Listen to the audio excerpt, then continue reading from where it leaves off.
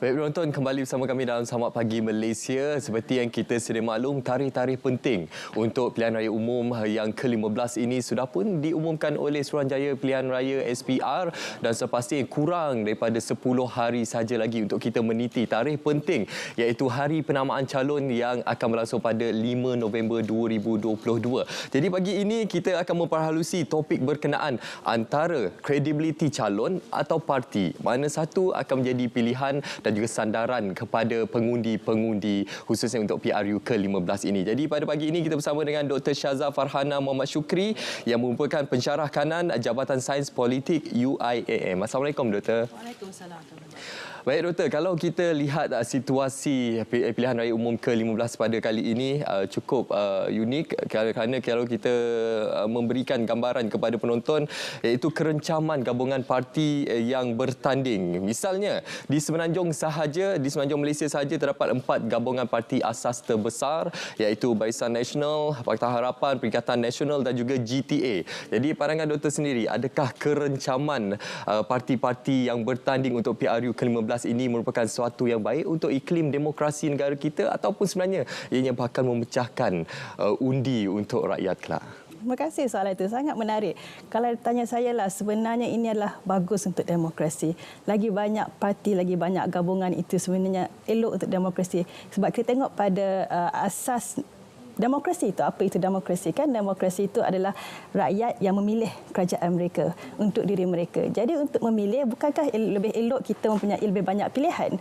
Kalau kita belajar ekonomi kan, monopoli tak bagus untuk pengguna dan kita adalah pengguna.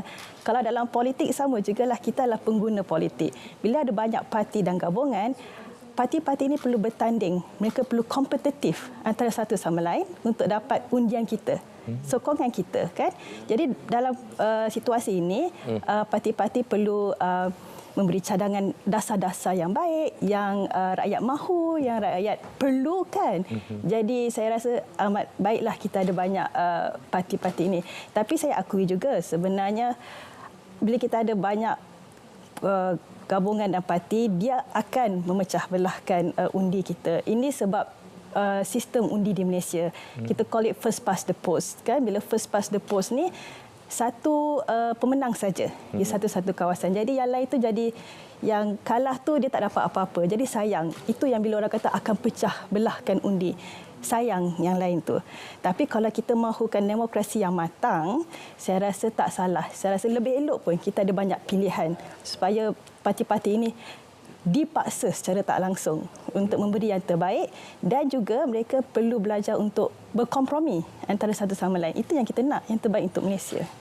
Itu yang akan kita saksikan, iaitu kita akan memperlihatkan pertembungan antara gabungan parti-parti asas yang terbesar untuk pilihan raya umum ke-15 ini. Kalau kita bandingkan untuk pilihan raya umum ke-14 sebelum ini, situasinya sangat berbeza, isu yang dimainkan oleh setiap parti yang bertanding juga sangat berbeza. Jadi dalam pemahaman Doktor sendiri, apa antara aspek penting yang bakal menarik perhatian dan juga pengundi di luar sana? Adakah bersandarkan kekuatan parti itu semata-mata ataupun sebenarnya turut bergantung pada kredibiliti calon yang bakal dipertandingkan? Memang betul. Apa yang kita lihat sekarang ni lain dengan 4 tahun yang lepas, lain dengan 2018. Beza dalam naratif, terutama sekali bagi pihak pembangkang. Mereka tak boleh lagi bermain sentimen kita mahu jatuhkan kerajaan sebab mereka juga pernah jadi kerajaan. Jadi itu yang saya nak ingatkan. Empat gabungan, kalau kita kata yang di Semenanjung ni lah, semua kita dah pernah rasa dah. Barisan Nasional 61 tahun, Pakatan Harapan 22 bulan, Perikatan Nasional sejak Mac 2020, GTA Tun Mahathir kita dah pernah mempunyai dia sebagai Perdana Menteri untuk kita. Kita dah rasai macam mana hidup di bawah keempat-empat leadership ni kan. Jadi tak boleh main sentimen itu lagi. Jadi apa yang kita mahu lihat sekarang adalah yang saudara sebutkan tadi, calon, kita tengok pada manifesto, kita tengok kepada keupayaan parti itu untuk menarik undi untuk keluar mengundi. Itu yang sangat penting sekarang ni, tahun ini. Menarik mereka. Macam mana parti-parti ini berjaya menarik mereka untuk keluar mengundi. Jadi untuk menjawab soalan itu, saya rasa parti ni sebenarnya masih penting lah. Sebab di Malaysia ni kekuatan parti itu sangat kuat. Tetapi saya rasa dengan pengundi-pengundi baru ni, mereka lebih utamakan dua benda, calon dan manifesto.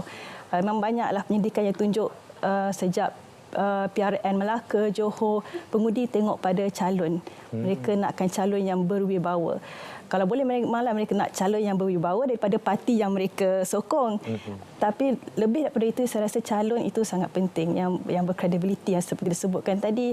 Dan manifesto itu penting. Apa yang mereka janjikan pada kita dan janji yang boleh ditunaikan. Kan? Apa yang mereka boleh beri pada kita, apa plan mereka. Saya rasa ini yang akan pengundi lihat dalam masa 2-3 minggu ini. Bercakap berkenaan kredibiliti calon yang bertanding untuk mewakili suatu parti tersebut.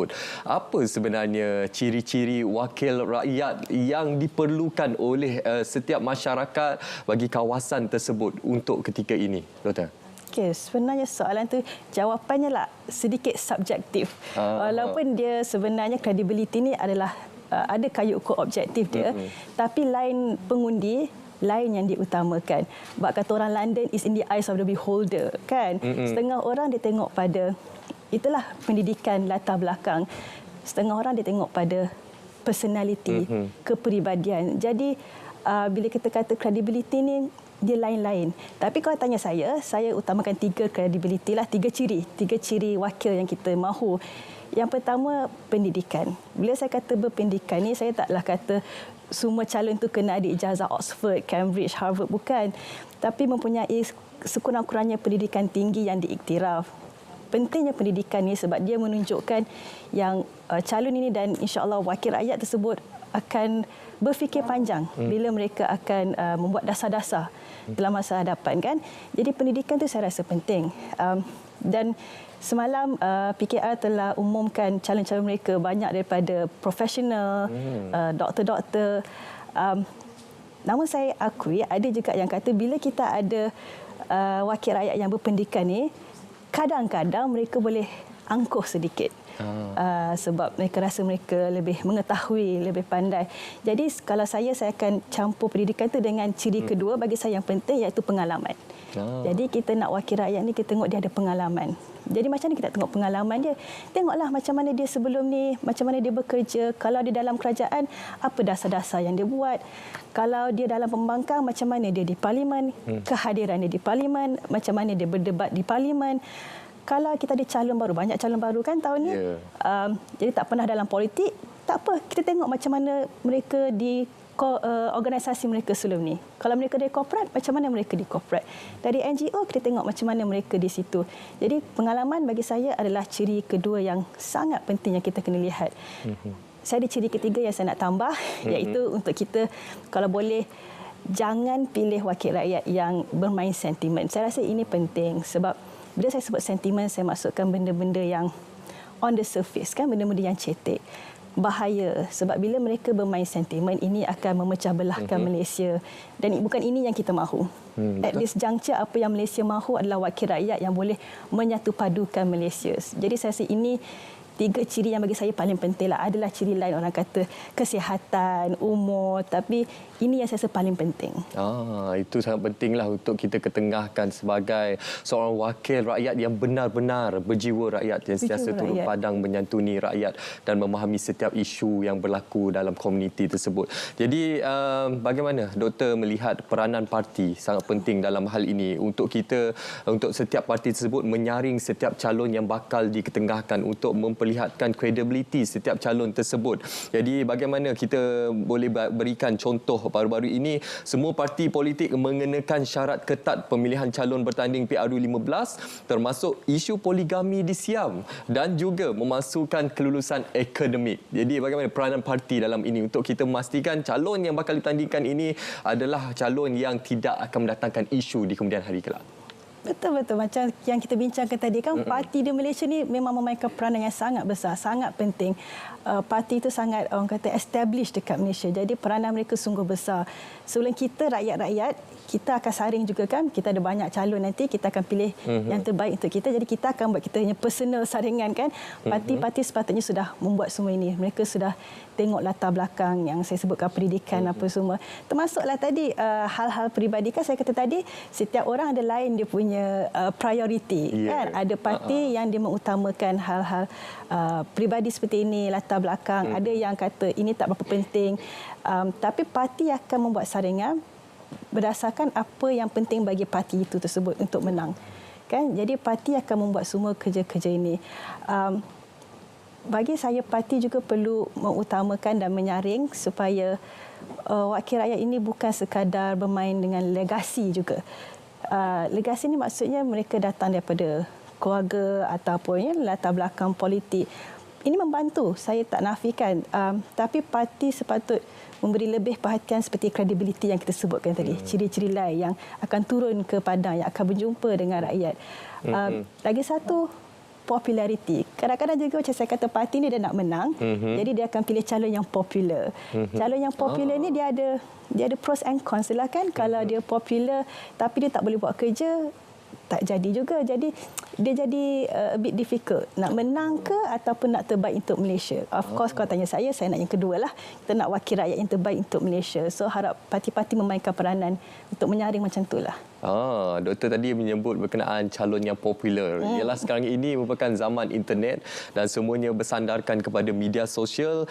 Jadi pandangan doktor, adakah calon pilihan raya yang popular dan juga aktif di media sosial ini bakal berjaya menambat hati masyarakat, khususnya pengundi dalam kalangan golongan muda ini, dan bagaimana ianya akan mengubah lanskap politik kita, khususnya dari segi platform media sosial yang akan dimanfaatkan sehabis baik oleh calon-calon yang bertanding ini? Jawapannya kalau tanya saya, ya dan tidak. Media sosial ni memang akan membantu. Seperti yang saudara sebutkan, untuk menarik pengundi-pengundi muda sebab mereka memang bermain di media sosial kan.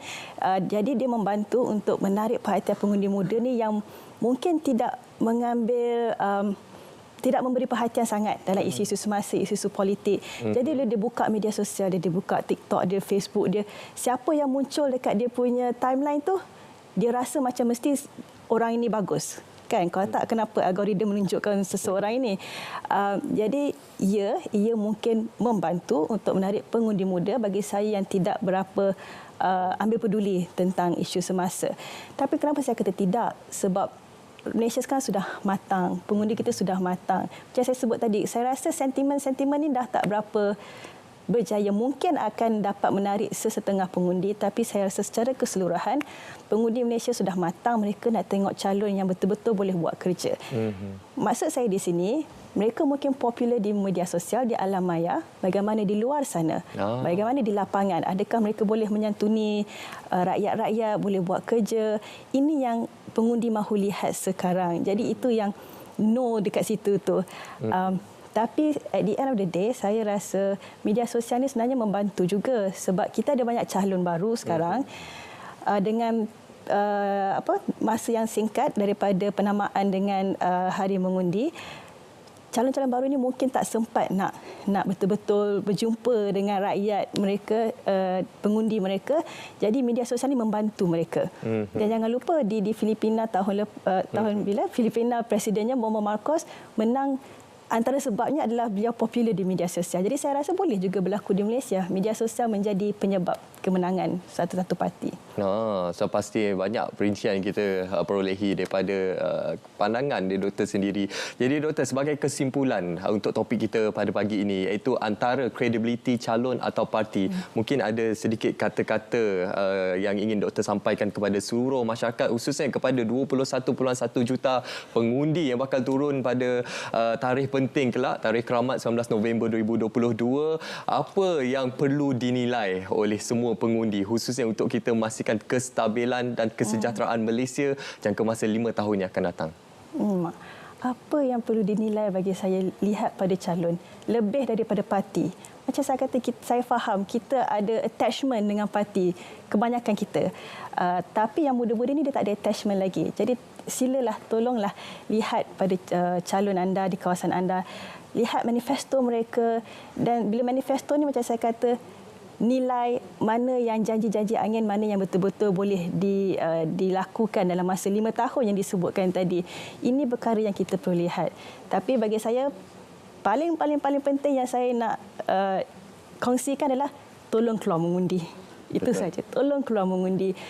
undilah macam mana pun, tapi ini adalah untuk negara kita. Ini adalah peluang untuk rakyat bersuara. Jadi keluarlah mengundi. Tolonglah keluar mengundi. Undi anda 21.1 juta pengundi berdaftar ini merupakan penentu kepada masa hadapan negara. Jadi sangat penting untuk kita zahirkan, semoga harapan kita bagi peratusan mengundi yang keluar mengundi kelak tinggi sama seperti PRU yang ke-13 dan juga PRU ke-14. Terima kasih saya ucapkan kepada Dr. Syazah Farhana Muhammad Syukri, Pensyarah Kanan Jabatan Sains Politik UIAM atas perkongsian pada pagi ini untuk kita memberikan input dan juga buah fikiran berkenaan pemilihan antara kredibiliti calon ataupun parti yang bertanding.